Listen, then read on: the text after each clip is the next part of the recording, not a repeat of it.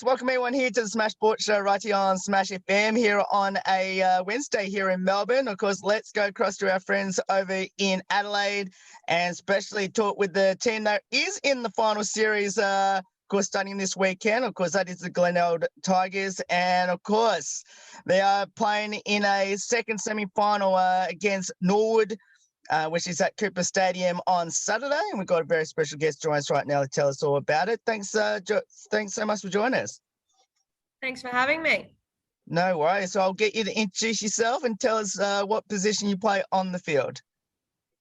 My name's Ellie Kellock and I play in the midfield, rotating forward this year. Tell us a bit about the season. Finishing second on the ladder. Of course, got that chance to get a double chance to make it to the grand final this year. Tell us this amazing run for the Mighty Tigers. Yeah, so the last half of our season finished off really strong. We've had 5 good wins, which is good. Had a bit of a rocky start with some narrow losses in the start of the season. So it was nice to finish off the season with a bit of strength. And then, left us in second position, which put us in a good spot for finals. Hopefully we don't need that second chance. It'd be nice not to use it, but it's nice to know it's there. How's the preparations like going against Norwood, and how have you fared against the Redlegs in the 2 meetings that you versed against them? Yes, so the Redlegs are a very skilled side. They're very fast on the outside. I think if we bring pressure, that'll close that down, and just hope that they crumble under pressure a bit. And if we bring that, I think we'll be right. Got a chance to go over to Adelaide probably a couple of weeks ago to watch your team take on, I think would have been against South Adelaide at home there at Glenelg. And I thought that was a pretty pivotal game to your team's season where you played against, a team that, they're potential finals team every single year. How important was that game now in hindsight? Yeah, it was very big for us. I think we really wanted to make our mark against the very skillful side that love to use the hands out the back and really shut that down. And I think something that we've brought into the game and is really our trademark is our pressure that we bring. And I think that's what we brought against South, and I think that's what we need to bring into finals. Finishing second on the ladder compared to this time last year where you just didn't get there, that must be a pretty good feeling. Yeah, it's a great feeling. And like the year before that, we made finals, but it was very much through luck. So through someone had lost and through percentage we got through. So to earn our spot in finals, I think it means a lot more, and we feel like we belong in the finals this year. And comparing it to last year, it was obviously a very unsettling year with COVID and everything going on there. So I think everyone's just excited to be back playing football, back to a bit of normality in the world. So in Australia, that is. So everyone's excited for the final this year. How's the preparations like heading to that game against Norwood? Yeah, pretty good. Everyone obviously went into recovery on Monday and then back onto the track tonight. So I think you just go through the same preparation as we would every other game. I think it's important to keep that steady and not make it bigger than what it is, even though it is a big game. We'll react normal to it all. How's the excitement around the club now that the women's team are in the final series? Yeah, the club's really gotten behind us this year. Well, they have the past 5 years, and they've really just embraced what we've been doing and really got around us massively. The boys come out and support us each week, and we do the same for them. So it's definitely a one club feel at the minute, and we're really looking forward to what we can do, and so are they. Of course, this year you don't have to worry about North Adelaide, the defending champs, because they didn't even get there at the end. I guess how good is it to know that there will be at least a new champion in season 2021? I think it's very exciting to have the possibility in the finals that are in grand final that have never been in there before. South and Norwood have seen finals before and have seen the grand final before. So I think it'd be nice to see Glenelg and West in there, if I'm completely honest, to have some new faces. Joining Ellie, of course, from Glenelg, because we go to a team unfortunately didn't quite make the finals this year. Of course, from the Woodville West Torrens team, and of course, her name's Kiana. She joins us now. Thanks so much for joining us. Thanks for having me. No worries. Well, now I'm assuming both your teams would have versed against each other twice throughout the season. Firstly, how have both the meetings been from, I guess, both your teams' point of view? Well, I guess first round we versed Glenelg. I guess it was anyone's game. The weather was not great. It was raining. We weren't sure what we were expecting. We only played a couple of games, but the second round we were expecting, a bit more competition. But the weather was nice, and I guess a couple of the AFLW players joined Glenelg, which was a bit hard to tag, but it was hard to I guess play against the second round. Yeah, I found agree with the wet conditions made it a very tight game, and it was actually a very physical game as well. The Eagles brought in a lot of physicality to the game, which is what we're wanting in the sport. So I think that was good. They ended up getting the win in that round, and we had a lot to work on, which I think we went away and worked on, and that's what we brought in for the second time we versed Eagles. And always helps to have the AFLW girls come back into your side, and them embracing what we have at Glenelg as well has made a massive difference, and they've really just slotted in really nicely into the team. So that gel is definitely there from them, we really well that game. So unfortunately the Eagles wasn't as close as what they would have liked, I'm sure. No. Now, talking about Woodville West Torrens, of course, one of Kiana's teammates has just joined us as well. Thanks, Ellie, for joining us. Hi, how are you? Yeah, good, thanks. Pretty good. Now, perfect for my next question. I have all three there at the same time. Tell us a bit about a couple of the players in your respective teams that had an awesome season for your respective teams, and you can't include yourselves. All right, I'm going to go with an obvious one, only because she has been picked like week in, week out as one of our best players.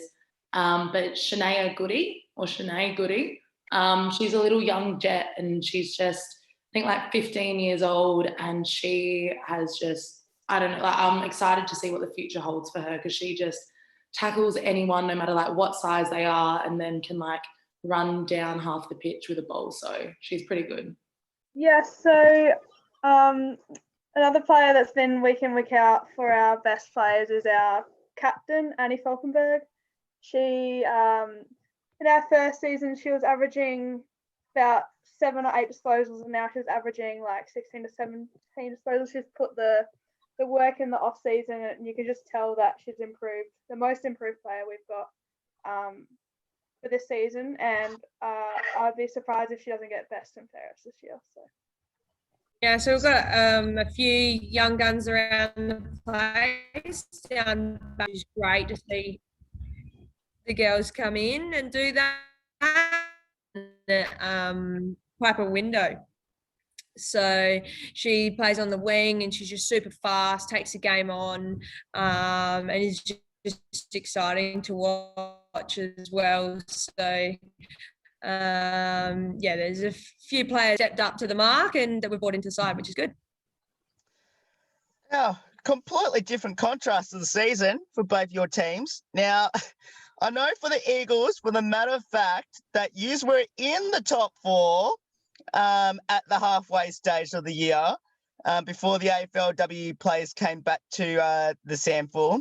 Now, I know the Tigers are on the other end. We're on the opposite end of the ladder at the halfway stage of the year as well, before they had their SANFLWs back. I guess, tell us a bit. I'm going to ask the Eagles about their first half of the season. I'm not going to ask them about the last half of the season. But and obviously, Ellie, tells a bit about, and obviously for Glenelg, tell us about your last half of the season. Yeah, look, we'll go in chronological order. I guess our first half of the season, I don't know, I think like we were fresh-legged, no injuries had occurred yet. And I think, it was looking like a really promising season from us, especially since the last 2 years we have been towards the bottom of the table. Unfortunately, by like round 5-ish, around there, we did see a lot of our gun players start to get injured, which wasn't good. So we did the best that we could with the players that we had, and like the girls that filled the team and kind of did new positions. I like take my hat off to them, because it's not hard like getting moved from position to position. But at the end of the day, I don't think there was a game where we ever gave up, regardless of where we finished towards the end of the season. Yeah, so we were a bit up and down with our performance of the first half. I think we were still trying to gel as a group. We had a lot of new people come in to the side this year as well. We've got 40 people on our list. So, it was a bit to get to know each other and the style of our playing, and that we only lost by a goal was always, or less than a goal was always promising for us. And I think in the second half, we sort of started to gel, and it was a lot more team orientated rather than individual, which is exactly what we wanted from the side. So I think, when we went into the top 4, we wanted to maintain in second position, and even that was even before the AFL girls came into the. So I think for us and then to maintain it was added bonus. Now, how did all you get involved in footy, and why did you choose it? Well, when I was younger, my brother played footy, and I was only about 6 or 7 when I decided I wanted to go out and join my brother in footy. Turns out that he didn't really like it and quit the year after, and I kind of kept at it. I remember kicking him the ball, and he was right in front of goal, and like it was impossible to miss, and he hit the post, and it was pretty sad. But I guess I just enjoyed the competitive side of the game, and I think playing with boys growing up helped me with the future, especially now with the AFLW, with the skills and stuff. So glad I kept at it. Go on, Ellie, you can go next. So I sort of got into football through school. So I was down in Adelaide at Sacred Heart for boarding school, and I'd do anything to get out of school and the boarding house. So I was playing knockout footy at Marymount, and they were like, "Oh, do you want to come out and play club?" And I was like, I'll do anything to get out of the boarding house. And so off I went, and fell in love with the sport, and never looked back. So it's been great. Yeah, I just my old school started up a team of old scholars, and I had a lot of friends at the time that were in our football team that just were like, "Nah, Ellie, we need someone that's just gonna like tackle people out there," even though I had like no skill whatsoever with my feet. But they were just like, "Nah, we just want you to come out." And then I came out, and then that was it. Just loved the sport. Now I have to ask this one. If you had a preferred position on the field other than the current position that you're playing on the field right now, where would that be? Look, I think I've played every position this year. Not really sure. Like last year I played forward, and I loved that position. This year I've been thrown around. Played the ruck, pretty short, but I've even played ruck, so definitely didn't like that. I did it right. I mean, just very short, wasn't very competitive in the ruck, but I definitely like playing like a intercept defender. I guess other than that, I love kicking goals as well. But yeah, defense probably. Ellie, you can go. Yeah, like Kiana, been kind of playing a bit of everywhere, but I guess maybe in the mid. But the problem at the moment with me in the mid is that I guess I gas too quickly there. Like it's so I end up like playing 2 minutes and then like breathing out. Like anyway, just end up dying in the mid. But yeah, if I get up my fitness a bit, hopefully yeah, I'll stay there. Otherwise, it's either forward or defense for me, where I like get to rest whilst it's at the other end. Probably in the slow department, so I'd like to play on the wing and pretend that I'm fast for a week. That'd be nice. Yeah, and not have to get a bruise and just sit out the back or out the side would be lovely, I reckon.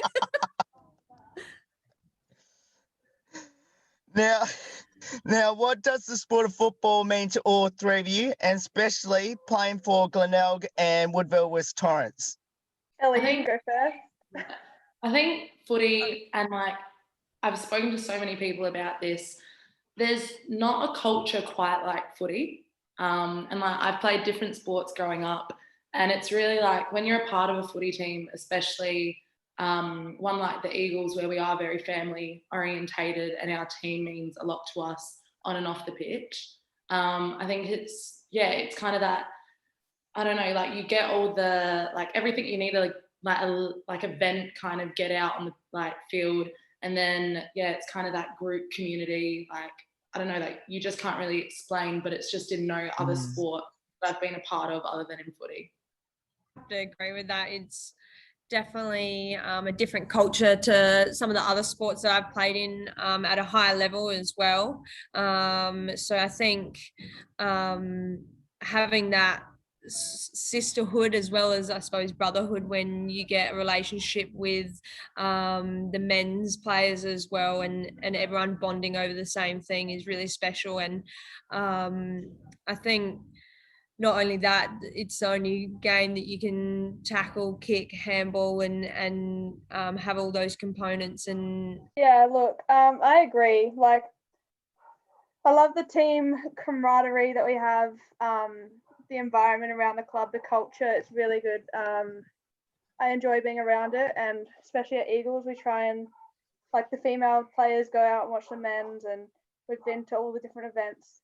And like, I love watching the next generation coming into the game, and now that they have the pathway to follow through women's footy to reach the highest level they want to get, which is exciting to see. A lot of the young ones are now that they've got the pathway, have got lots of skills coming in, and they'll bring the game to the next level. So looking forward to that. Now, how can people get involved at your respective clubs, especially for the 2022 season now with the final series already underway this weekend? Just playing at your local footy clubs, just playing to the best of your, having fun and playing to your best of your ability. And I guess our coaches, like my coach personally, comes out to watch some of the games, and there's a junior talent shield program that they've got this year. Well, they've had every year. So we've got lots of young players coming in. And then that's just the coaches come out and have a look. And yeah, and there's a trial also. You got there's a few trials for the open age players, which is good. we are a bit the same. The coach will go out and watch at local level, and that's how we've done a lot of our recruiting recently and over the past couple of years, and as well as talent ID days. They're not set in stone yet, so I can't invite people out to do them. But yeah, if you have an interest coming from a different sport or whatnot, get in contact with someone within the club and express your interest and go from there. Yeah, I think Ellie and Kiana can also vouch for it. If you just show your face at the games and show that you're actually interested in the club, that speaks 1,000 words. You actually already have the love for the club. All you need to do now is show your skill set. So yeah, coming out and supporting as well and just getting around it. Now, before we go into lighthearted questions, which is the question I'm going to ask is, do you have any of the players in your SANFLW team that played in the 19s championships down here in Melbourne a couple weeks ago now, I think. And who are they? So we had Jamie Parrish and and Charlotte Dolan. They played in the under-19s championships. Both played really well, actually. Jamie was unlucky. I think she had to get a COVID test, I think. Oh, yes, that's right. She missed out on the first game. But another young player that was in the team until she got injured playing for us was Brooklyn Craft. She would have been a nice player to have in the team. I guess she's tall and rough. But yeah, Jamie Parrish and Charlotte smashed it in the under-19s championships. So. And we had Brooke Cronin and James Morris, or commonly known as Nipper, around the clubs. So I think they're just true footballers they are. They, really know this sport well and have come from grassroots and played junior footy, which is great. Now, we'll finish up with a couple of lighthearted questions now about your teammates. I know Glenelg's still got probably 1 or 2 or maybe 3 more weeks left in their season, but I'm still going to ask these questions, which is who had the most embarrassing moments on the field this season and what was it? And I'm assuming because all your games are on live stream and on video, I'm assuming it would have been on video. I don't know if there were any at games. Or if we kind of just were that good that we just played them off as doing it on purpose. I don't know. I can think like at training, I went to do a snap kick at the end of training, check side, and completely missed the ball. And then going smack bang on my bum. And it was one of the first trainings. And I was like showing off, trying to impress like all the younger girls. And it completely like backfired on me, and I just like sat down for the rest of training. Like, I'm out. Sammy Franson words on game day. She gets a bit shy, so she goes to address the group and then goes all shy and flutters her eyelashes and then says things really quietly. So she finds that quite embarrassing, and we all just think it's a bit of a laugh. But on the field, I can't really think of anything too particular. Swanee sometimes and misses it and carries on like a pork chop. Other than that, nothing too drastic.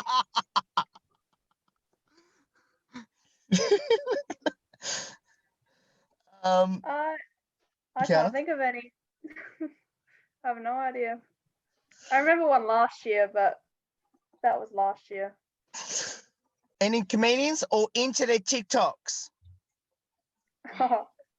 We have that many young girls in our squad. And like it's not a bad thing, but they're just very much like the last game we had on the weekend, the last like 2 minutes in the change rooms at the end of the game was spent them trying to convince us to do a TikTok with them as a final game thing. So definitely TikTok stars in the making, if not AFLW stars.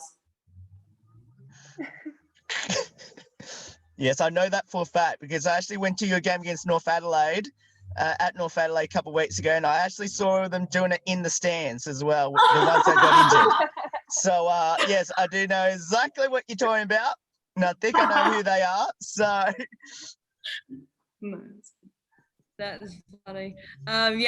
Same sort of thing. Some of our juniors are into the TikToks and all that. Packer thinks she's a comedian. She's funny. She is funny at times, but yeah, nah.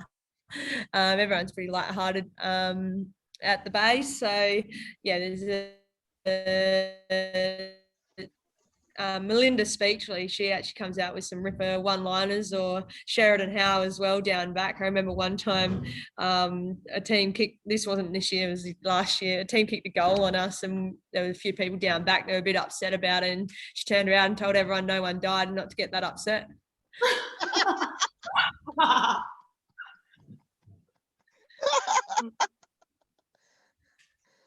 Oh, I wish I was at that game now. But we'll finish up with this last two, which is, do either of you have a pre-game superstition or ritual?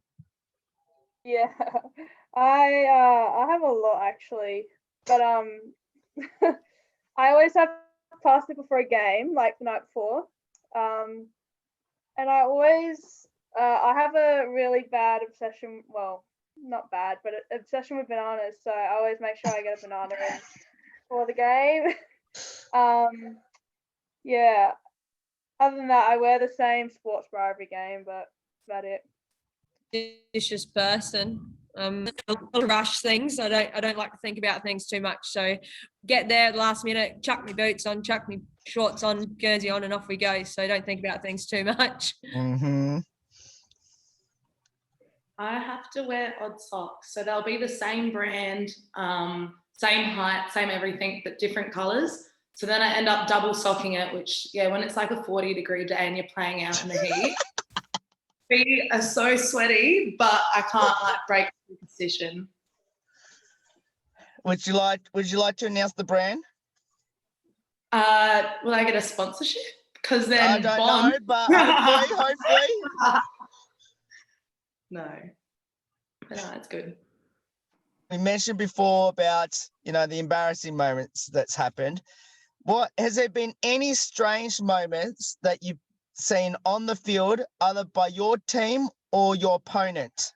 A lot of the times people go to not arc up at someone, but they don't realise if they go to give biff, they can get it back. So I've seen a couple of my teammates and also on other teams, they go to give biff, and then when the other player retaliates, they kind of act like they're running to the next spot because they're like, no, I actually don't want to be a part of that. So that's the only thing I laugh at, where I'm just like, no, back yourself, go for it. Yeah, well, this is not really necessarily like my teammates or like the opposition. I actually remember finding $2.60 on the field, and I picked it up and I put it in my sock, and and I ended up giving it to my little fan that came out and watched. It was a bit sweaty, but yeah, I just remember finding money on the ground. I think someone must have lost it when they were kicking at halftime or something. But yeah, thought that was pretty funny. Oh, nothing too out of the ordinary, but I find it funny when a bit the same as Ellie, where people sort of arc up, and then when people retaliate, and they're sort of like, well, I wasn't expecting that, and went in the other direction, or arc up more a bit. But I think it's all in part of the game. And actually, I do think of something. When someone's clearly done holding the ball, turn around as if they handballed it or something. That makes me laugh. So I love when the umpire has a little fall. That's happened a few times. Yes, I was waiting for that, because that happened quite a lot in the North Adelaide Woodville West Torrens game a couple of weeks ago at Prospect Oval. So yes, I know that one for a fact. Yep. Yeah. Well, all three, thank you so much for giving up your time to join us. Obviously, for Glenelg, I want to wish you all the best with your final series, of course, starting this weekend against Norwood, and let's hope you can knock off the Red Legs in the first week. You get right through to the grand final and hopefully go all the way and win it all. And for the Eagles, it was awesome to watch you play, especially against North Adelaide a couple of weeks ago, and hopefully you can get off to a very similar start than that you did this year, and hopefully go on with the job, and hopefully get to the finals in 2022. Yeah, thank you for having us. Yeah, thanks a lot for having us. Thank you. No worries. And of course, that's Ellie from the Glenelg, as well as Ellie and Kiana from the Woodville West Torrens Eagles. And of course, you want to get involved with their respective clubs, of course, for the 2022 season, which I'm sure will be getting in pre-season after their season's completed. Of course, we'll put all the details up on how you can get involved with the Eagles and the Tigers in 2022. There's more on the Smash Sports Show right after this. Don't go away here on the Wednesday edition.